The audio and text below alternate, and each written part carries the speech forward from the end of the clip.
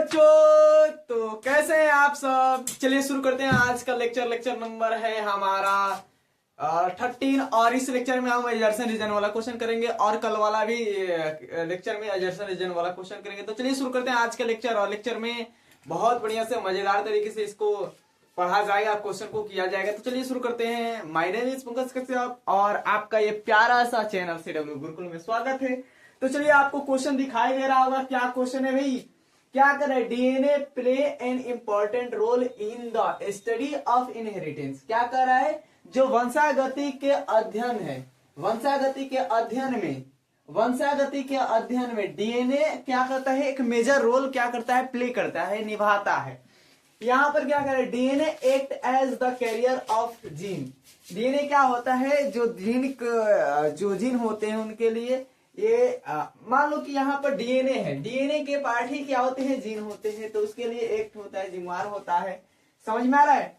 अब देखो यहाँ पर एजर्सन एंड रीजन क्या है, एकदम सही है, दोनों एकदम सही है, करेक्ट है। तो एग्जाम्पल इसका आंसर क्या हो जाएगा अभी मेरे, तो इसका एग्जाम्पल क्या होगा, जरा क्वेश्चन करना भाई। इसका एग्जाम्पल क्या होगा, आंसर क्या होगा, तो ए होगा। समझ, क्वेश्चन को बस नोट कर लेना, आंसर बस हम इसको करवाना है, क्वेश्चन को हो गया ना।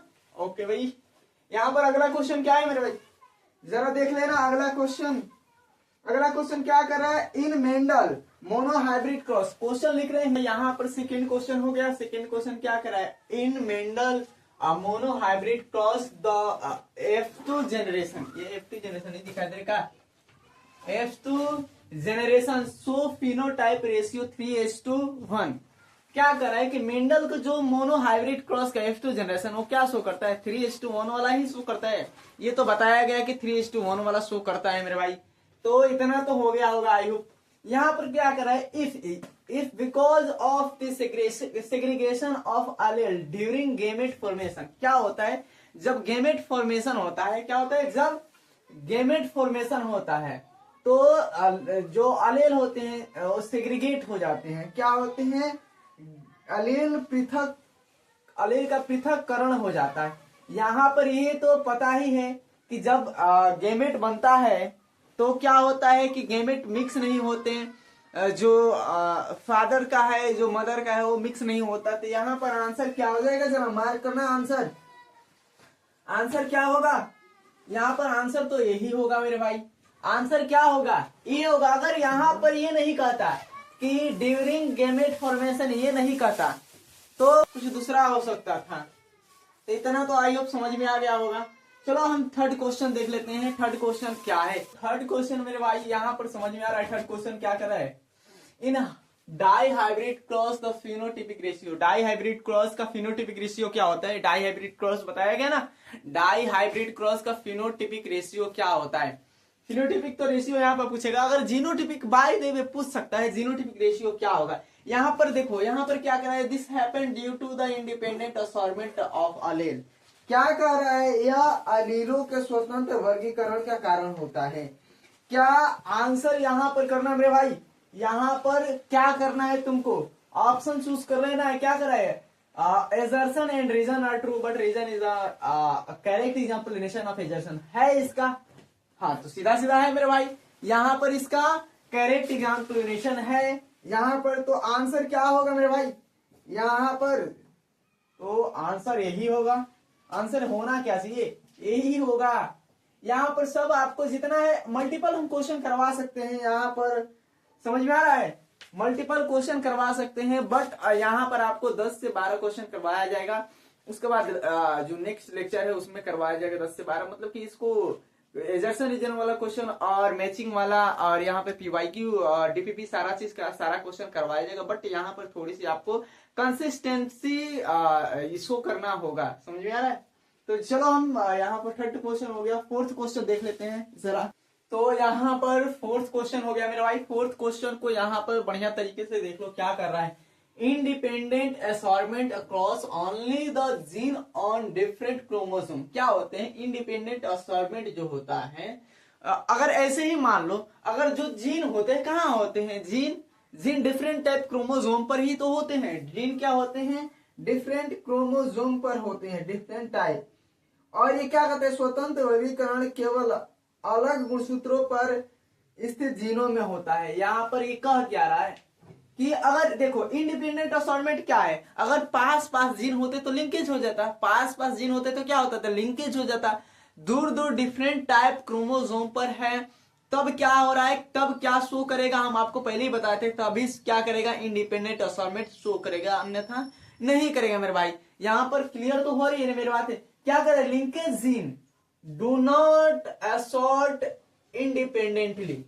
क्या लिंकेज इन इंडिपेंडेंट असॉर्टमेंट क्या करते हैं, जुड़े हुए जीन स्वतंत्र रूप से वर्गीकृत नहीं होते हैं।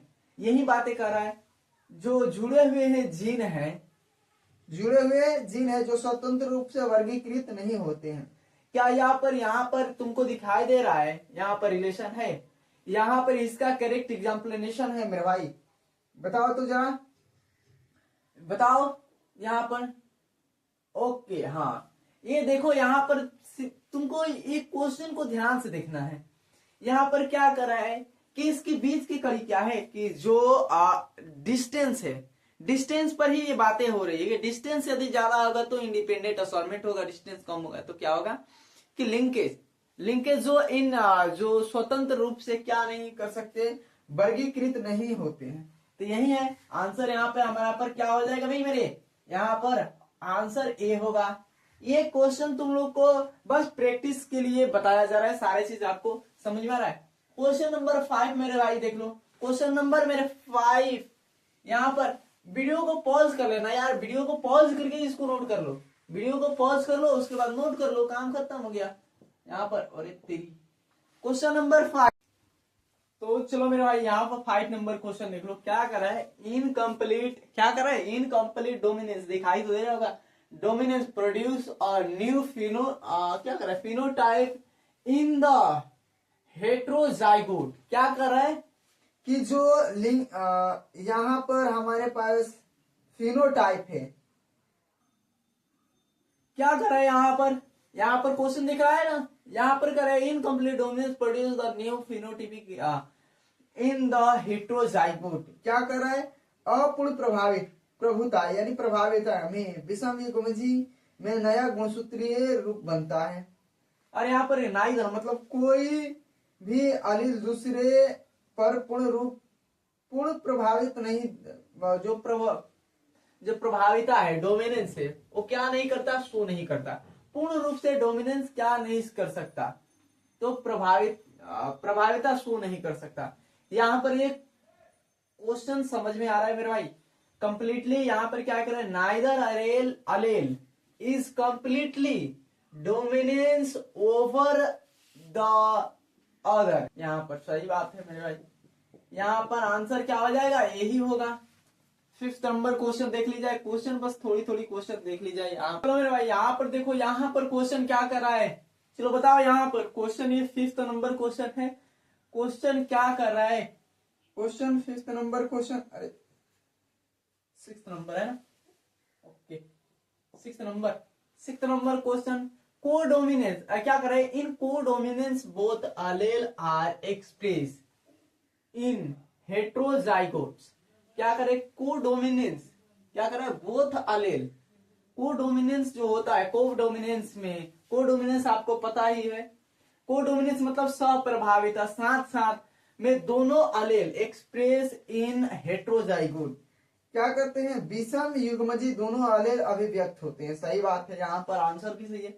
One allele is dominant and other क्या करे, द अदर इज रिसेसिव। क्या करे, एक अलेल प्रभाविताशाली होता है और दूसरा अलेल अप्रभावितशाली होता है। यहाँ पर आंसर कौन होगा, यहाँ पर मार्क करना, यहाँ पर तो ये होगा नहीं, ये होगा नहीं, 100% नहीं होगा। यहाँ पर क्या करे, इसका करे एग्जाम्पलेशन ही नहीं है मेरे भाई। यहाँ पर क्या करे, अलग ही कर रहा है कि वन अलेल, एक अलेल क्या करता है, डोमिनेंट शो करता है, और एक अलेल क्या करता है, रिसेसिव होता है, यही पर कर रहा है। तो यहाँ पर क्या होगा, इसकी यहाँ पर हो सकता है, यहाँ पर बी नंबर होगा, both assertion and reason are true but reason is not correct explanation of assertion. सही है, बी नंबर क्या है, बी नंबर आंसर कर लेना मेरे भाई, बी नंबर। तो चलिए मिलते हैं नेक्स्ट वीडियो में, और ऐसे ही छोटे छोटे, अब थोड़ी सी क्या है कि दिक्कत है तो थोड़ी सी, चलो यहाँ पर मिलते हैं अब मेरे भाई नेक्स्ट वीडियो में।